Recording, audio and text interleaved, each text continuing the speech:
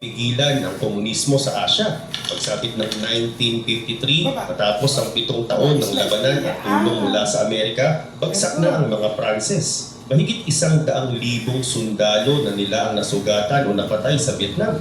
Paulit-ulit silang naa-ambush, pinapasabog ang mga tren, sinasarhan ang mga daan, tapos babanatan na naman. Ang hukbo naman ni Ho Chi Minh, sinuplayan ng mga Soviet at Chinese, ay naging pwersang hindi basta-basta matatalo. Pagod na at demoralized na ang France, kaya nagmungkahi na silang simulan na ang usapan para tapusin ang giyera.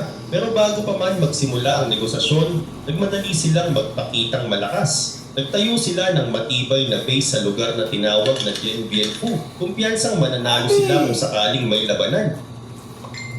Napaka-kumpiyansa nila, hindi na nila ininda ang makakapal na gubat sa paligid ng lambak. Ngunit doon sila nagkamali. Mahigit 50,000 na sundalong Vietnamese ang pumalibot sa lambak at pinaulanan ng artillery ang kampo ng France. Naipit ang mga Pranses. 11,000 silang nakulong sa gitna ng apoy.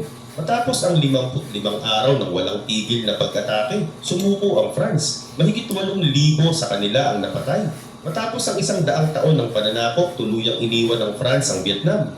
Ang tagumpay na iyon ang nagpatibay sa paniniwala ng Vietminh na kaya nilang talunin kahit ang pinakamalakas na bansang kanluran. Pagkatapos ng digmaan, nilagdaan ang isang kasunduan na naghati sa bansa sa dalawang bahagi, ang Hilagang Vietnam at Timog Vietnam, at isa linya ng 17 parallel na may demilitarized zone sa gitna. Binigyan ng 300 araw ang mga mamamayan para pumili kung saan sila maninirahan. Halos 900,000 na tao ang tumakas papuntang timog.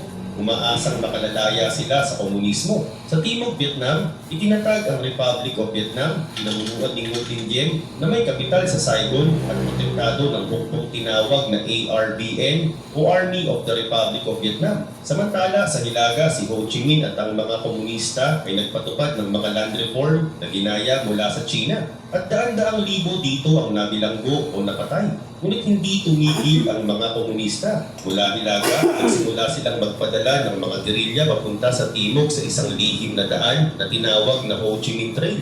Ang mga lalaking ito ay kabilang sa National Liberation Front o NLF na may armadong pakpak na tinatawag na People's Liberation Army Forces. Ngunit para sa Amerika at mga kaalyado nito, tinawag silang mga Vietcong, mga traidor at taga-suporta ng komunismo.